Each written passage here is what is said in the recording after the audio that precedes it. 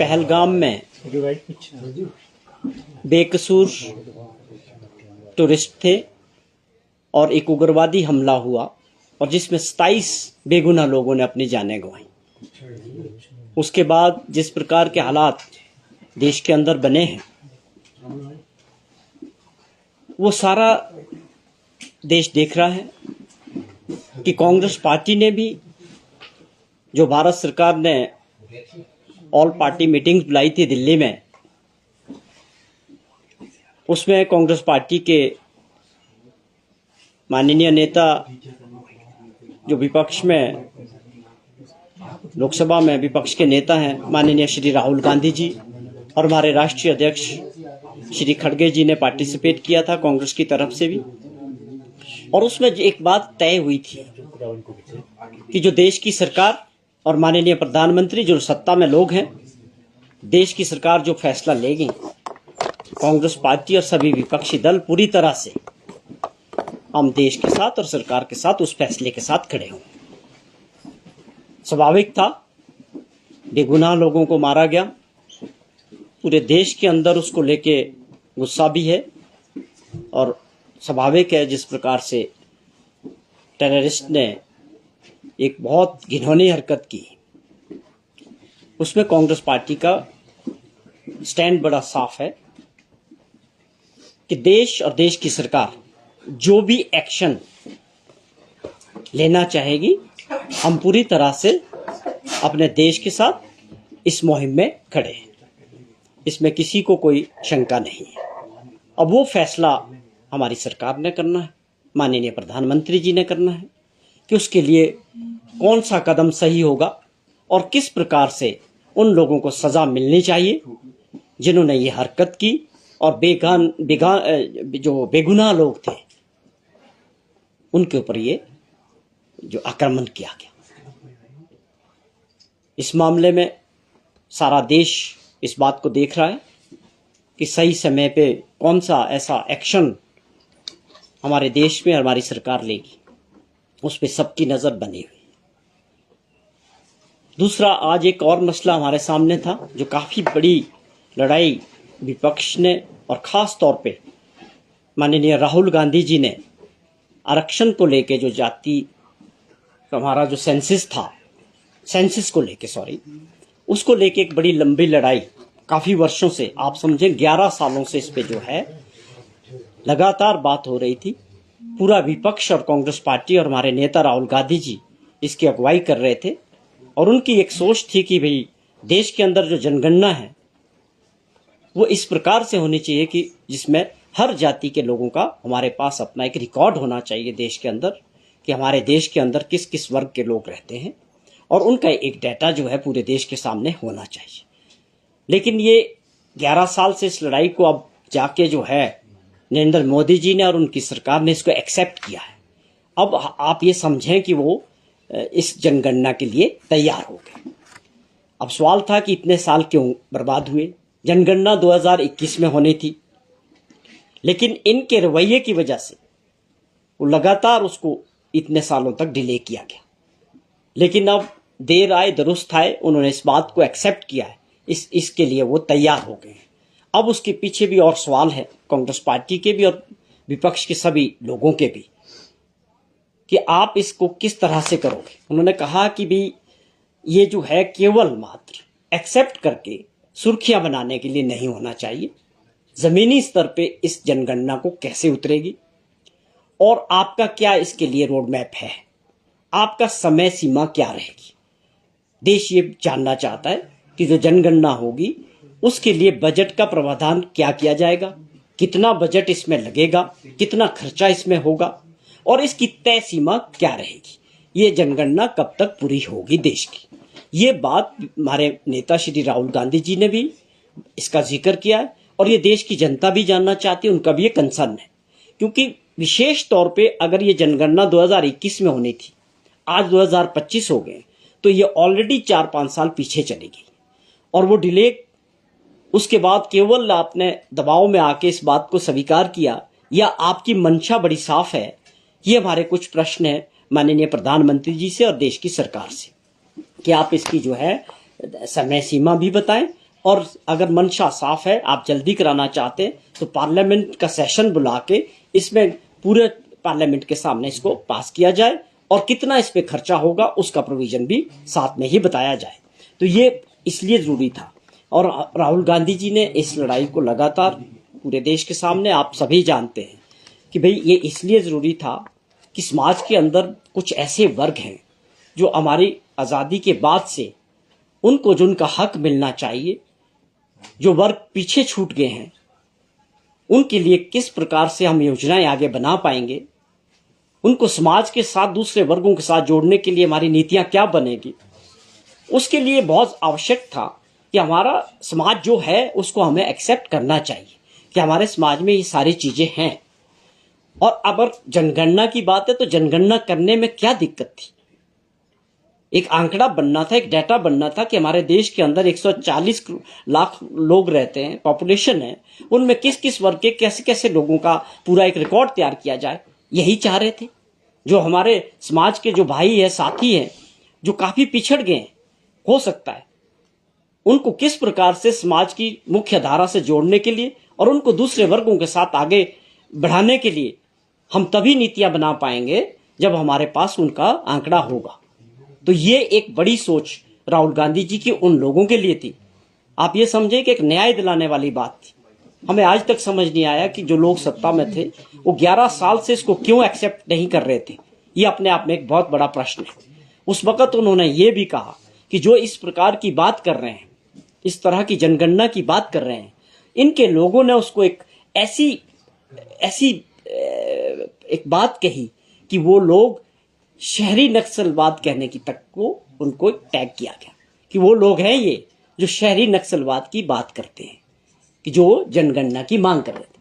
तो हमारा भी प्रश्न है आज कि आज आपने इस बात को स्वीकार किया कि हम इस जनगणना के लिए तैयार हैं। जिन लोगों ने ये शहरी नक्सलवाद की बात उस वक्त कही थी, तो क्या आज जिन्होंने एक्सेप्ट किया इस बात को, क्या वो भी उसी श्रेणी में आएंगे? तो ये हमारा ये प्रश्न है कि देश के अंदर जो सही मुद्दे होते हैं उनको हमेशा माननीय राहुल गांधी जी, चाहे वो देश के अंदर पूरे देश में पैदल चल के लोगों की समस्याओं को सुनना हो, लोगों के बीच जाना, हर वर्ग की बात करना, वो हर वक्त लोगों के साथ, हर वर्ग के साथ, उनकी समस्याओं के साथ खड़े हैं। वो किसान हो, युवा साथी हो, बेरोजगार हो, कोई भी वर्ग हो, राहुल गांधी जी हमेशा लोगों की लड़ाई लड़ते रहे। उन्होंने एक बार फिर से समाज के अंदर उस वर्ग की लड़ाई लड़ी जिनको ये मैं समझता हूं आने वाले समय के लिए और देश की योजनाओं के साथ जोड़ने के लिए और उस वर्ग को कोई पिछड़ गया उनको आगे लाने के लिए बहुत सहायक सिद्ध होगी और एक बहुत अच्छा डेटा बनेगा और हम इसके आधार पे देश की नीतियां बन पाएगी। तो राहुल गांधी जी के लिए हम इस बात को लेकर और उन सभी विपक्षी लोगों के लिए जिन्होंने ये लड़ाई लड़ी, उस वर्ग की तरफ से हम उसके लिए उनका शुक्रिया अदा करते हैं। लेकिन साथ साथ हम ये भी चाहते हैं कि सरकार अपनी तय सीमा तय करे कि ये जनगणना कब तक पूरी होगी। इसमें डिले टैक्टिक्स नहीं होनी चाहिए। केवल प्रेशर में आके आपने इसको सिर्फ सुर्खियों में बटोरने के लिए कि हमने एक्सेप्ट कर लिया है, इसका पूरा रोड मैप जो है देश के माननीय प्रधानमंत्री जी को और सरकार को देश के सामने रखना चाहिए कि इसको हम कितने समय के अंदर कंप्लीट करेंगे और इसके अंदर कितना खर्चा आएगा, तभी जाके जो है ये जनगणना जो है पूरी हो पाएगी। तो ये कुछ मुद्दे मेरे थे जो मैं आपके माध्यम से ये रखना चाह रहा था। जो हमारी नीति है ये एक बहुत बड़ी उपलब्धि हम मानते हैं देश के उन लोगों के लिए, माननीय राहुल गांधी जी की, जो उन्होंने इस बात को लेकर लगातार 11 वर्षों से उनकी लड़ाई लड़ते रहे।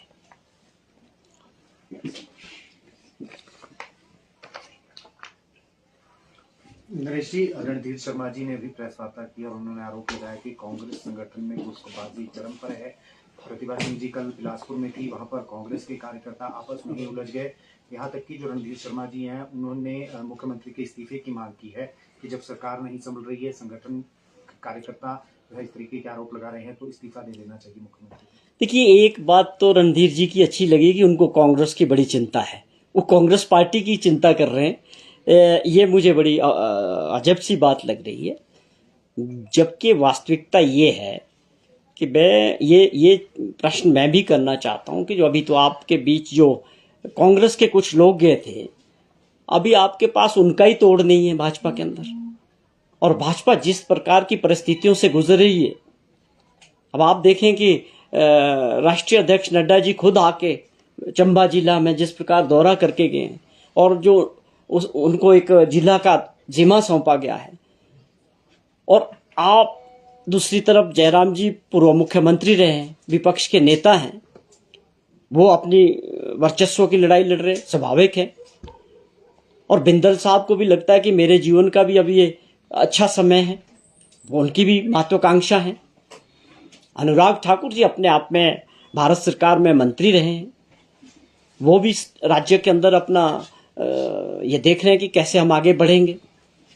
उसके अलावा और जो कांग्रेस से जो नेता गए हैं, उनके जाने के बाद जो भाजपा के अंदर जो माहौल है वो आप लोगों के सामने, और वो सब जनता के पब्लिक डोमेन में आ चुका है कि वहां लीडरशिप को लेके एक धड़ा दूसरे धड़े को लीडर नहीं मानता है।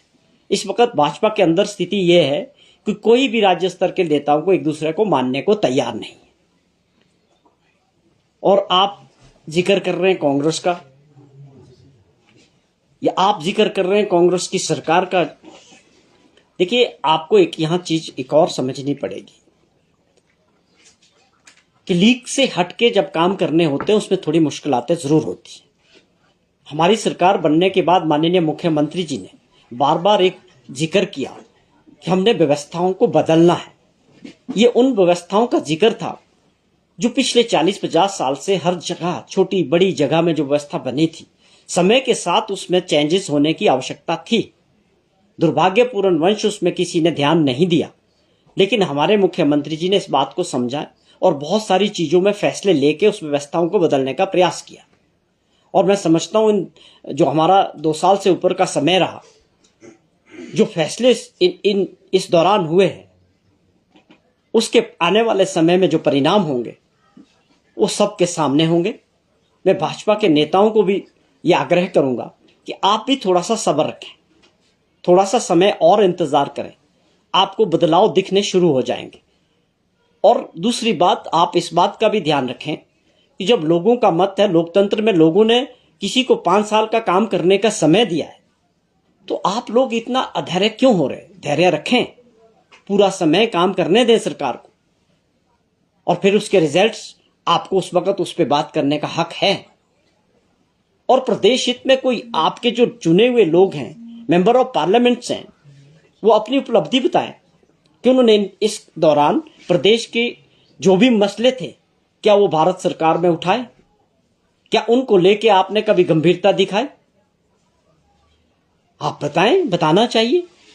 जो हमारे मसले हैं, आप लोगों की सोच बड़ी अलग है कि आप ये चाहते हैं कि प्रदेश की जो सरकार है उनको तंग किया जाए, आर्थिक दृष्टि से जो मदद मिलनी चाहिए भारत सरकार से वो ना मिले। ये बहुत हैरानी करने वाला विषय है कि भाजपा के नेता इस बात को लेके बड़े प्रसन्न होते हैं कि जी पैसा नहीं आ रहा है और ना ही मिलना चाहिए। भाई, आप वो पैसा आएगा वो प्रदेश के हित में लगेगा, प्रदेश के जनता के हित में लगेगा, प्रदेश के विकास में लगेगा। कहां आप लोगों को आगे आना चाहिए था कि सरकार के साथ मिलके हम जो प्रदेश के हित हैं उसके लिए भारत सरकार के साथ लड़ेंगे, और आप उसको खुशी मानते हैं कि हमारे जो हक है, हमारे जो देनदारियां भारत सरकार की तरफ है वो नहीं मिल रही, तो उसमें भाजपा के नेता बड़े खुश होते हैं। 9200 करोड़ रुपए के करीब हमारा जो आपदा का पैसा वो नहीं मिल रहा। भाजपा के लोग बताएं कि आप लोगों के क्या प्रयास रहे हैं उस पैसा दिलाने के लिए। या ओपीएस को, जो हमारे कर्मचारी ओपीएस में गए, जो जब वो एनपीएस में थे, उनका जो शेयर था और पैसा जो फंसा हुआ 9000 करोड़ रुपया, उसको दिलाने का प्रयास करना चाहिए।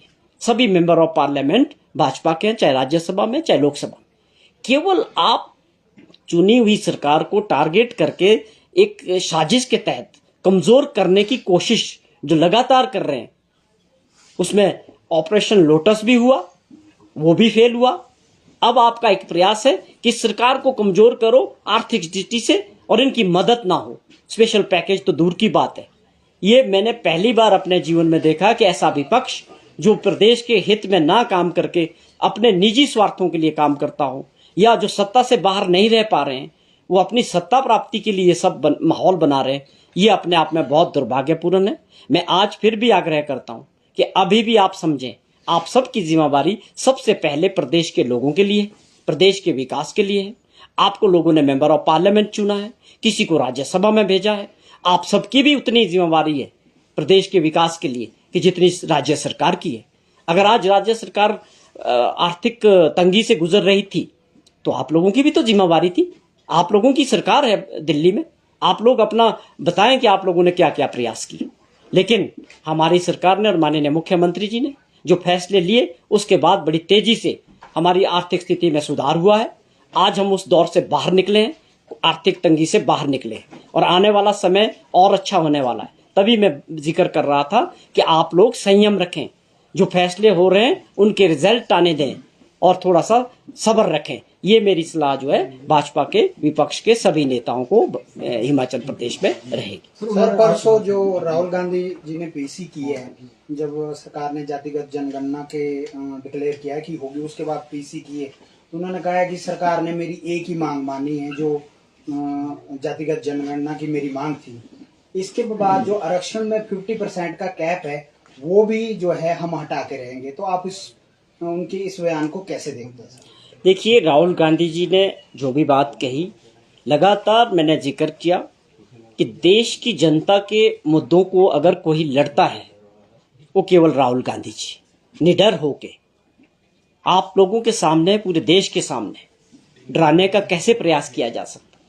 एजेंसीज द्वारा, ईडी और सीबीआई द्वारा माननीय राहुल गांधी जी ने ये झेला, उनके परिवार ने ये सब कुछ झेला है। उसके बावजूद उन्होंने एक बात साफ कही है कि लोकतंत्र है, मैं प्रदेश के और देश के लोगों की लड़ाई मैं लड़ूंगा, मैं इन चीज़ों से डरता नहीं हूं।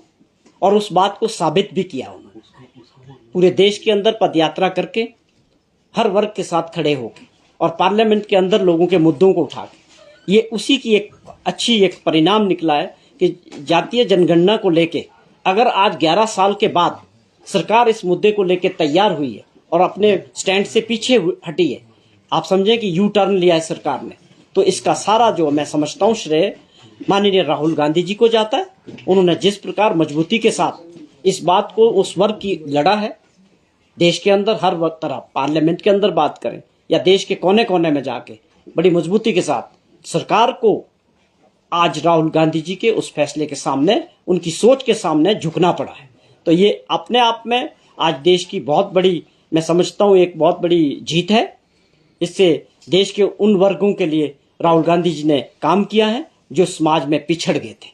तो ये अपने आप में, जहां तक आपका दूसरा सवाल है, ये बातें वो जो राहुल गांधी जी सोचते हैं, उस लड़ाई को लड़ते हैं। ये आने वाले समय में, भविष्य में होगा कि वो किस प्रकार इसको आगे बढ़ाते हैं। लेकिन अभी एक बात तय है कि जो सेंसस को लेके बात हुई है उसकी समय सीमा तय होनी चाहिए और उसके लिए बजट का प्रावधान होना चाहिए और इसके प्रति सरकार गंभीरता से एकदम इस पे काम शुरू करें, जिससे जो डिले हुआ था वो सारा डिले खत्म।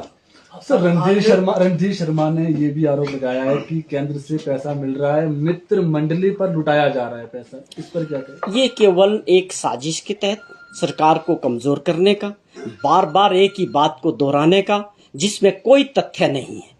आपको बार बार हमने कहा है मीडिया के जरिए भी, माननीय जयराम ठाकुर जी से भी और इनके दूसरे नेताओं से भी, भाई आपको कौन रोकता? आप पूरा डेटा मीडिया के जरिए प्रदेश की जनता के सामने रख दें। आप एक बार छाती ठोक के बोल दें कि हमने जो है कोई स्पेशल पैकेज दिलाया है इन सालों में। हिमाचल प्रदेश एक स्पेशल स्टेटस है, कैटेगरी स्टेट है। हम पहाड़ी राज्य, हमारी अपनी क्या कमाई है? हमारे जितने टैक्सेस है, चाहे वो इनकम टैक्स से आते हो या जीएसटी से आते हो, वो सेंट्रल पूल में जाते हैं, उसके बाद हमारा शेयर मिलता है। हमें समझ नहीं आ रहा कौन सा काम है, कौन सी उपलब्धि है आपकी, कौन सा एहसान किया है आज तक आपने। फेडरल सिस्टम में वो हमारा शेयर है टैक्सेस में, वो हमको मिलता है। जीएसटी का जो पैसा था, जीएसटी आने के बाद पहले वैट था, हमारा बहुत नुकसान हुआ। बद्दी बरोटी वाला जो इंडस्ट्रियल एरिया में, जीएसटी आने के बाद हमारा बहुत नुकसान हुआ। जो जीएसटी कंपनसेशन था वो 5 साल माननीय जयराम जी के टाइम में आ गया। रेवेन्यू डेफिसिट ग्रांट सारी खत्म हो गई, 3290 करोड़ रुपया बचा। हम तो आंकड़े बता रहे हैं, आप सिर्फ ये बोलते हो कि दे रहे हैं। आप भी आंकड़े बताओ ना। भाजपा को मैं चैलेंज करता हूं, आंकड़ों के साथ बताओ कि आपने कौन सी मदद लाई। मैं बार बार बोलता हूं मेंबर ऑफ पार्लियामेंट बताए, आप लोगों को बताना चाहिए, बड़ा खुला प्लेटफॉर्म है, फिर उसका जवाब हम देंगे। आप किस बार कितने टाइम तक आप झूठे आंकड़े पेश करके, झूठ बोल के सरकार को कमजोर करने का मतलब है कि आप प्रदेश को कमजोर कर रहे हैं। ये सरकार लोगों के मत से चुनी गई है, प्रदेश के लोगों ने चुनी है, क्योंकि प्रदेश के लोग चाहते थे कि कांग्रेस की सरकार जो उनके लिए काम करे। आप उस सरकार को साजिश के जरिए कमजोर करने का मतलब है कि आप प्रदेश के विकास के हितैषी नहीं है, हिमाचल प्रदेश के लोगों के हितैषी नहीं है। आपका मकसद केवल सत्ता प्राप्ति है। भाई उसके लिए मेहनत करो ना, 27 में चुनाव आएगा, फिर से जनता तय करेगी। आप इतना इम्पेशेंस क्यों हैं विपक्ष? इसका सबसे बड़ा कारण है वहां जो लीडर्स हैं उनमें वर्चस्व की जंग लगी हुई है। ये सबसे बड़ा कारण है। कोई किसी एक नेता को वहां नहीं मानता है। सर, आज जो पहले मुख्यमंत्री थे हिमाचल प्रदेश के, डॉक्टर परमार, उनका जो है पुण्यतिथि है, लेकिन कांग्रेस शिमला में उनको भूल गई, कहीं पर श्रद्धांजलि कार्यक्रम नहीं हुआ। क्या देखिए, परमार साहब की जो शख्सियत थी वो ना भूलने लायक है, ना कभी भूले जाएंगे। हम उनको हमेशा हर कार्यक्रमों में, आप तो केवल पुण्यतिथि और उनके जन्मदिन की बात कर रहे हैं, हम उनको हमेशा याद करते हैं। हर जगह उनका जिक्र होता है। जब भी हिमाचल का नाम आता है तो स्वर्गीय डॉक्टर YS परमार जी को सबसे पहले याद किया जाता है। हम हमेशा उनको श्रद्धांजलि देते हैं कि हिमाचल को बनाने में, हिमाचल को आगे ले जाने में जो उनका सहयोग रहा, उनका विजन था, वो हिमाचल प्रदेश की कांग्रेस पार्टी हो या सरकार हो, सभी हिमाचल प्रदेशवासी उनको जो है हमेशा याद करते रहेंगे।